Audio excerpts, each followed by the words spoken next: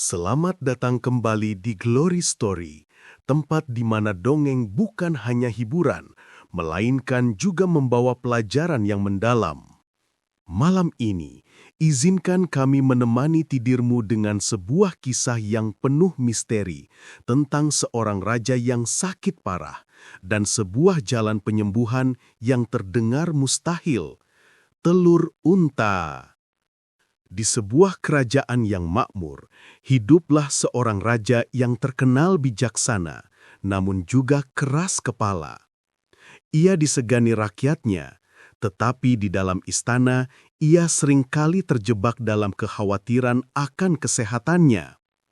Raja itu sudah menua, dan tiba-tiba tubuhnya mulai melemah dengan cepat. Suatu malam, raja jatuh sakit. Demam tinggi membuat wajahnya pucat, tubuhnya gemetar, dan suaranya nyaris hilang. Tabib kerajaan berlari-lari ke kamar sang raja, membawa ramuan dan obat-obatan terbaik, namun tak satu pun yang mampu meredakan derita itu. Kabar tentang sakitnya raja tersebar ke seluruh negeri. Rakyat yang biasanya tersenyum kini tampak murung. Pasar yang ramai mendadak terasa hening karena semua orang sibuk membicarakan kesehatan pemimpin mereka. Apakah ini pertanda buruk bagi kerajaan? Para tabib mengadakan rapat darurat di dalam istana. Mereka membolak-balik kitab pengobatan, mencari resep rahasia, namun hasilnya nihil. Raja semakin lemah dari hari ke hari. Wajahnya yang dulu penuh wibawa, kini pucat seperti kain putih. Menteri-menteri gelisah. Mereka tahu jika raja wafat, perebutan tahta bisa membuat negeri kacau balau. Karena itu, mereka mendesak agar segala cara dicoba, bahkan jika terdengar aneh sekalipun. Sementara itu, sang raja hanya bisa berbaring di ranjang emasnya, menatap langit-langit dengan mata sayu. Di saat semua orang kebingungan, seorang tabib tua tiba-tiba berbicara. Ia berkata bahwa di dalam kitab kuno ada catatan mengenai penyakit serupa, dan hanya ada satu obat yang disebut-sebut mampu menyembuhkan: telur unta. Kata-kata itu membuat ruangan mendadak hening. Semua mata menatap tabib tua itu. Ada yang mengerutkan kening, ada yang menahan tawa sinis, dan ada pula yang langsung panik. Telur unta? Mana mungkin? Unta memang ada di gurun, tetapi semua orang tahu unta tidak bertelur. Hewan itu melahirkan, bukan bertelur. Raja yang mendengar kabar itu tersenyum pahit. Meski tubuhnya lemah, ia berusaha berbicara. Jika memang itu satu-satunya jalan, maka carilah telur unta itu. Aku ingin hidup lebih lama. Aku ingin melihat negeriku tetap berdiri. Suaranya lirih namun tegas. Menteri-menteri saling pandang. Ada yang ingin membantah, tapi tak seorang pun berani menolak titah raja. Namun dalam hati mereka, kegelisahan membuncah. Bagaimana mungkin mencari sesuatu yang mustahil? Bukankah itu sama saja menjerumuskan diri dalam kebodohan? Keesokan harinya, seluruh kerajaan gempar. Pengumuman dibuat, siapapun yang bisa menemukan telur unta akan diberi hadiah emas dan kedudukan tinggi. Berbondong-bondong rakyat datang, tapi wajah mereka bingung. Mustahil ada yang bisa membawa sesuatu yang tidak pernah ada. Di pasar, orang-orang berbisik. Ada yang berkata bahwa raja sudah gila karena sakit. Ada pula yang beranggapan ini hanyalah ujian untuk menguji kesetiaan. Tapi, sebagian rakyat diam-diam mulai merasa takut. Bagaimana jika raja benar-benar tidak bisa disembuhkan? Ketika semua orang larut dalam kebingungan, muncullah sesosok yang sudah tak asing lagi, Abu Nawas. Dengan langkah tenang, ia berjalan menuju istana sambil tersenyum penuh rahasia. Orang-orang yang melihatnya hanya bisa berbisik-bisik. Apa mungkin Abu Nawas bisa menolong kali ini? Di depan pintu istana, Abu Nawas sudah ditunggu oleh para pengawal. Ia tidak tampak tergesa-gesa, malah sempat bercanda dengan salah satu penjaga. Namun di balik wajah cerianya, pikirannya bekerja cepat, memikirkan bagaimana cara menghadapi permintaan raja yang mustahil itu. Ketika ia masuk ke ruang singgasana, suasana begitu tegang. Raja terbaring lemah, para menteri berbaris di sisi ruangan, dan tabib tua itu duduk menunduk. Semua mata tertuju pada Abu Nawas. "Apakah kau sanggup menemukan telur unta itu?" tanya raja dengan suara parau. Abu Nawas tersenyum, menundukkan kepala, lalu berkata dengan tenang, "Yang mulia, tak ada yang mustahil jika kita tahu cara melihatnya dari sudut yang berbeda." Kata-kata itu membuat semua orang terperangah dan raja pun menatapnya dengan tatapan penuh harap. Tapi apa sebenarnya rencana Abu Nawas? Bagaimana mungkin ia bisa memenuhi permintaan raja untuk sesuatu yang tidak pernah ada?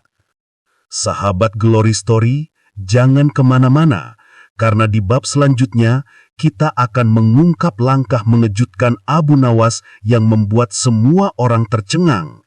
Tidur yang lelap.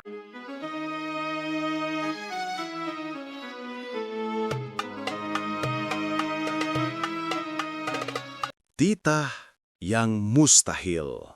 Abu Nawas berdiri di hadapan raja dengan wajah penuh percaya diri.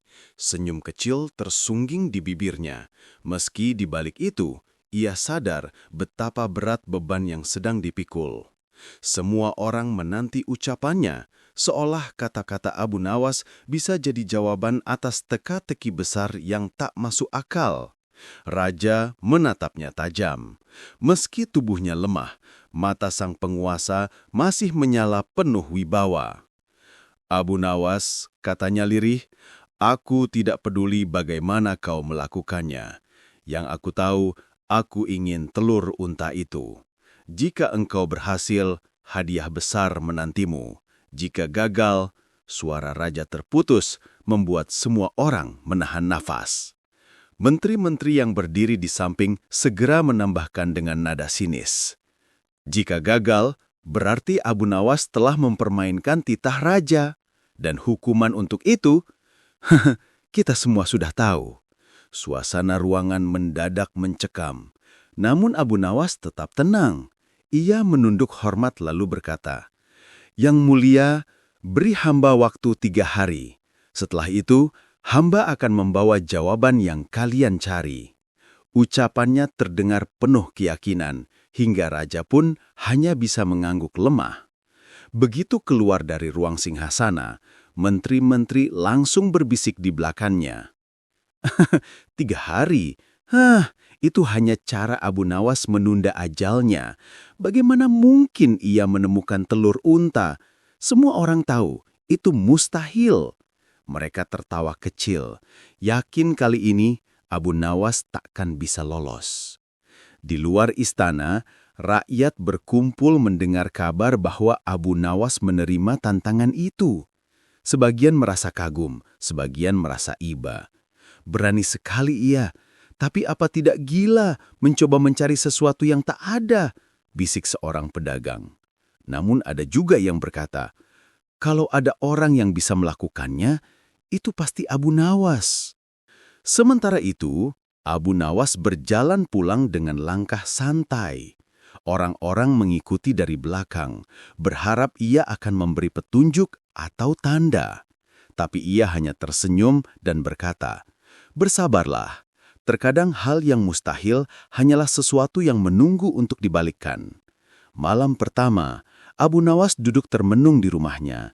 Ia berpikir keras, memutar otak untuk menemukan cara yang tidak hanya cerdik, tapi juga bisa membuat raja yakin.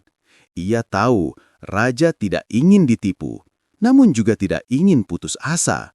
Jalan keluarnya harus benar-benar istimewa. Keesokan harinya, Abu Nawas berjalan ke pasar. Ia mendekati para penjual, berbincang seolah-olah sedang mencari sesuatu. Ia bertanya tentang unta, tentang kebiasaan mereka, bahkan tentang hal-hal yang terdengar konyol. Orang-orang semakin penasaran apa sebenarnya yang ia rencanakan. Di tengah keramaian pasar, seorang anak kecil bertanya polos, "Paman Abu Nawas, apakah unta bisa bertelur?" Orang-orang tertawa mendengarnya, tapi Abu Nawas justru menatap anak itu serius, lalu tersenyum lebar. Anak kecil ini baru saja mengingatkan hamba akan sesuatu yang penting, gumamnya.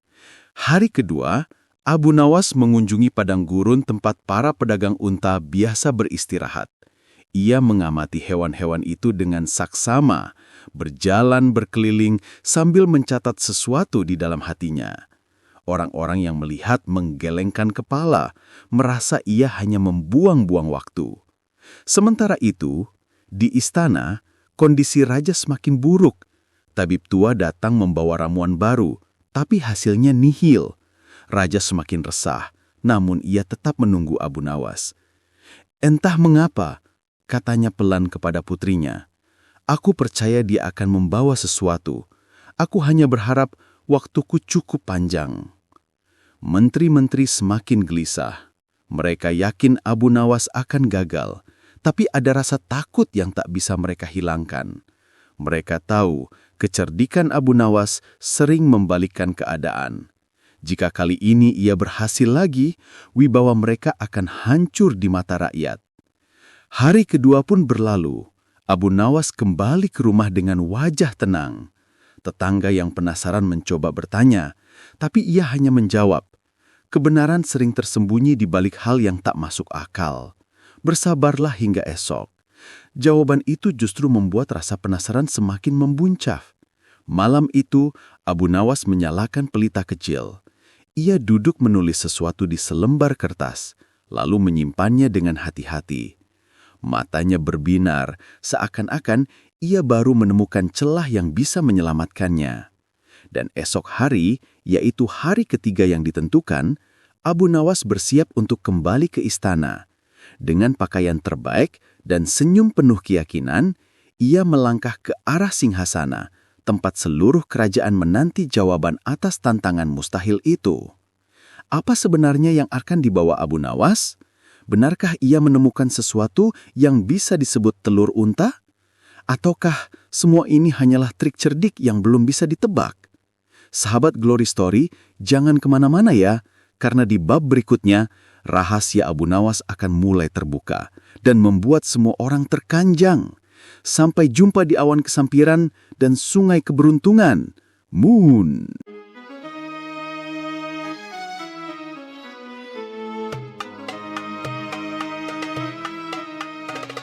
Sidang istana yang mencekam. Hari ketiga tiba dengan suasana penuh tegang di seluruh kerajaan. Sejak pagi, rakyat sudah berkumpul di depan istana berharap bisa melihat apa yang akan dibawa Abu Nawas. Semua ingin tahu apakah ia benar-benar menemukan telur unta atau hanya sekadar akan dipermalukan. Udara yang biasanya cerah terasa berat oleh rasa penasaran. Di dalam istana, para menteri sudah duduk berbaris di ruang sidang. Mereka berbisik satu sama lain, sebagian dengan nada meremehkan, sebagian lagi diam, karena diam-diam khawatir. Tabib tua yang pertama kali menyebut telur unta menunduk gelisah, takut jika ucapannya akan menyeret dirinya dalam masalah besar. Raja berbaring di ranjang besar yang dibawa ke ruang sidang, agar ia bisa menyaksikan langsung. Meski wajahnya pucat, sorot matanya penuh harap. "Hari ini kita akan tahu," katanya pelan. "Apakah harapan itu nyata atau hanya khayalan?" Tiba-tiba terdengar langkah-langkah ringan. Pintu istana terbuka dan Abu Nawas masuk dengan tenang. Dia mengenakan pakaian sederhana namun rapi, dengan sorban yang terikat rapi di kepalanya. Senyum misteriusnya membuat semua orang semakin penasaran. Tangannya membawa sebuah kotak kayu kecil yang tertutup rapat. Suasana ruangan langsung sunyi. Semua mata tertuju pada kotak itu. Seorang menteri tak tahan berbisik sinis. "Hah, jangan-jangan itu hanya batu yang dibungkus kain. Abu Nawas pasti sudah putus asa." Namun tak ada yang berani berkata keras. Raja menatap kotak itu dengan penuh harap. "Abu Nawas, katakan padaku, apakah itu telur unta?" Abu Nawas menunduk kehormat lalu menjawab, "Yang mulia, sebelum hamba membuka kotak ini, izinkan hamba menjelaskan sesuatu. Sesuatu yang akan membuat kita semua berpikir ulang tentang apa yang kita sebut mustahil." Kata-katanya membuat semua orang semakin mencondongkan tubuh, ingin mendengarkan. Ia mulai berjalan pelan ke tengah ruangan. Kita semua tahu, unta adalah hewan yang besar, kuat, dan setia. Unta bisa membawa beban berat menembus padang pasir. Namun semua orang juga tahu, unta tidak bertelur. Jadi, ketika tabib tua menyebut obatnya adalah telur unta, semua langsung menganggapnya mustahil. Abu Nawas berhenti sejenak, lalu menatap para menteri yang mulai gelisah. Tapi, bukankah dalam hidup ini banyak hal yang dulu dianggap mustahil, namun ternyata nyata? Api dari batu, air dari sumur di padang tandus, bahkan kata-kata bisa menjadi obat bagi hati yang sakit. Suaranya bergema, membuat semua orang terdiam. Raja mengangguk pelan, wajahnya mulai menunjukkan tanda-tanda harap. Abu Nawas pun melanjutkan, "Maka dari itu, hamba mencari bukan hanya di luar, tapi juga di dalam. Hamba mencari bukan hanya benda, tapi juga makna." Ia lalu meletakkan kotak itu di meja di depan raja. Seorang menteri berdiri, berusaha menghentikannya. "Yang mulia, jangan tertipu dengan permainan Abu Nawas. Tidak mungkin ada telur unta. Semua ini hanya trik licik." Suaranya meninggi, namun rakyat yang menyaksikan dari kejauhan mulai bersorak, "Buka! Buka! Buka!" Raja mengangkat tangannya, menyuruh semua diam. "Biarkan ia melanjutkan," katanya tegas. Lalu menoleh pada Abu Nawas. "Buka kotak itu dan tunjukkan padaku kebenarannya." Dengan gerakan perlahan, Abu Nawas membuka kotak kayu itu. Semua orang menahan nafas. Dari dalam kotak tampak sebuah benda bulat berwarna putih gading mengkilap seperti mutiara jaksa. Seketika ruangan gempar. "Itu telur unta?" seru seseorang setengah tidak percaya. Menteri-menteri berteriak, "Tidak, itu pasti hanya telur burung unta, bukan unta." Namun Abu Nawas tersenyum tenang. "Benar, ini adalah telur burung unta, tapi bukankah orang-orang sering menyebutnya unta gurun? Jika obat yang dimaksud adalah telur unta, maka inilah bentuknya." Semua terdiam. Mereka sadar Abu Nawas menemukan celah yang tak terfikirkan siapapun. Tabib tua itu pun meneteskan air mata antara lega dan terharu. Raja menatap telur itu lama sekali, lalu berkata, "Mungkin memang beginilah maksudnya. Mustahil menjadi mungkin bila hati tidak menyerah." Abu Nawas mendekat, meletakkan telur itu di samping raja. "Yang mulia, telur ini bukan hanya obat untuk tubuh. Ia adalah simbol bahwa harapan bisa lahir bahkan dari sesuatu yang dianggap mustahil. Jika hati Paduka percaya, maka kesembuhan akan datang." Ruangan itu hening, penuh rasa takjub. Rakyat bersorak di luar meneriakan nama Abu Nawas. Namun menteri-menteri semakin gelisah karena sekali lagi kecerdikan Abu Nawas berhasil mematahkan semua keraguan. Tapi, apakah benar raja akan sembuh hanya dengan telur ini? Ataukah masih ada misteri lain yang menunggu terungkap? Sahabat Glory Story, jangan lewatkan bab berikutnya, karena keajaiban sesungguhnya baru akan dimulai di sana. Menarik.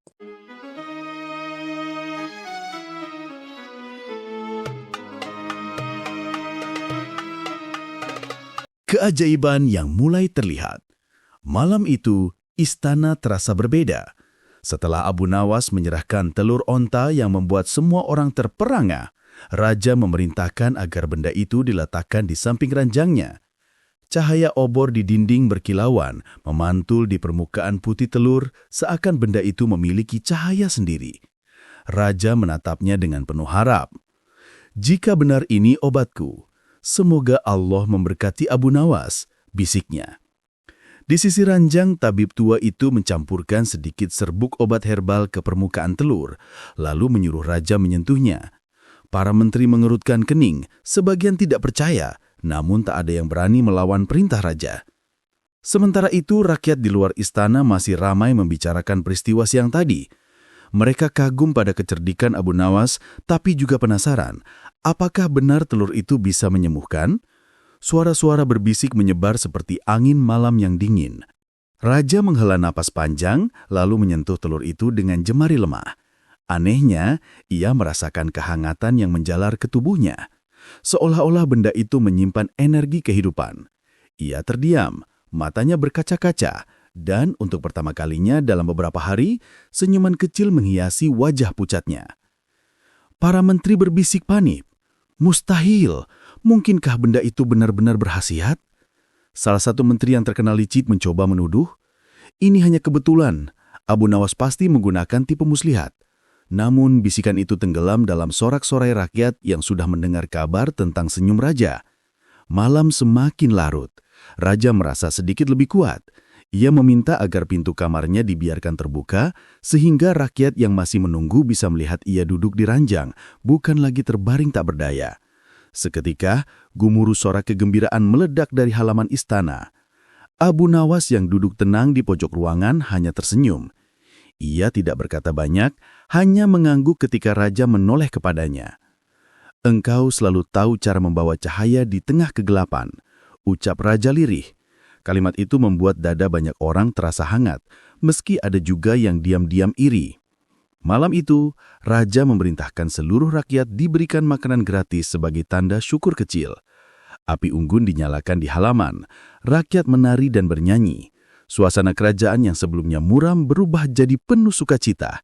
Semua karena sebuah telur yang dianggap mustahil. Namun, di balik sorak-sorai itu, ada juga bisikan-bisikan gelap. Sebagian menteri tidak senang melihat Abu Nawas semakin disukai raja dan rakyat. "Jika ini terus berlanjut, kedudukan kita akan terancam," kata salah satu dengan wajah muram. Mereka mulai menyusun rencana diam-diam untuk menjatuhkan Abu Nawas. Sementara itu, raja semakin bersemangat.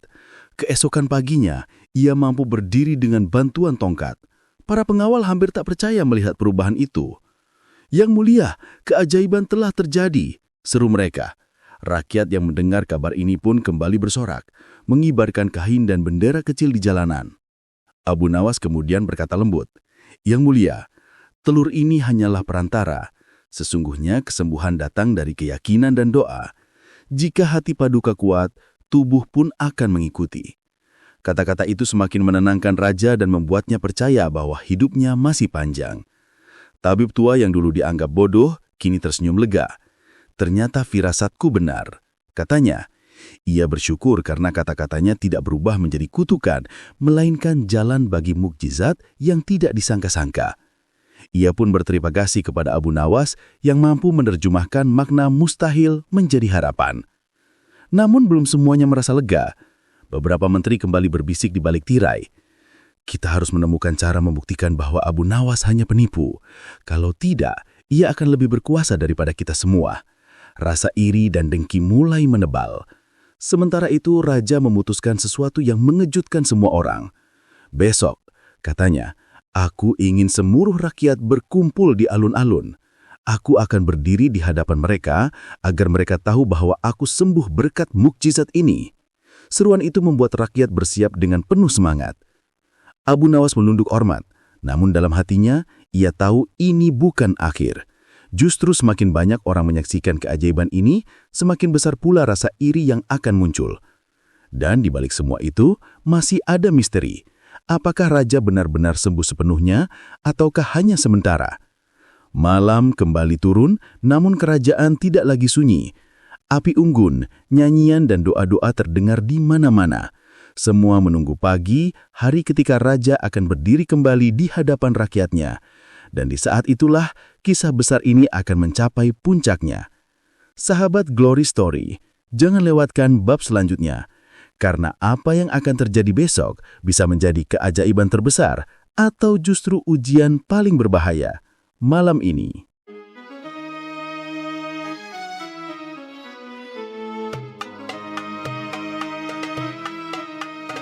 Kesembuhan yang menggemparkan.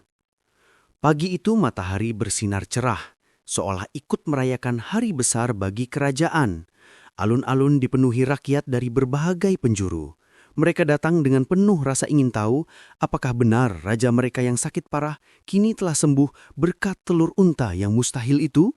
Suara jenderang bergema, pengawal berbaris rapi, dan suasana penuh harap memenuhi udara. Semua mata menatap gerbang istana yang perlahan terbuka. Dari dalam terlihat raja yang dahulu pucat kini berjalan perlahan dengan tongkat, didampingi Abu Nawas. Sorak-sorai pun mengguncang udara. Raja mengangkat tangannya. "Rakyatku, lihatlah aku yang sempat terbaring hampir tanpa harapan, kini berdiri kembali di hadapan kalian. Semua ini berkat kuasa Allah dan perantara sebuah telur yang mustahil ditemukan."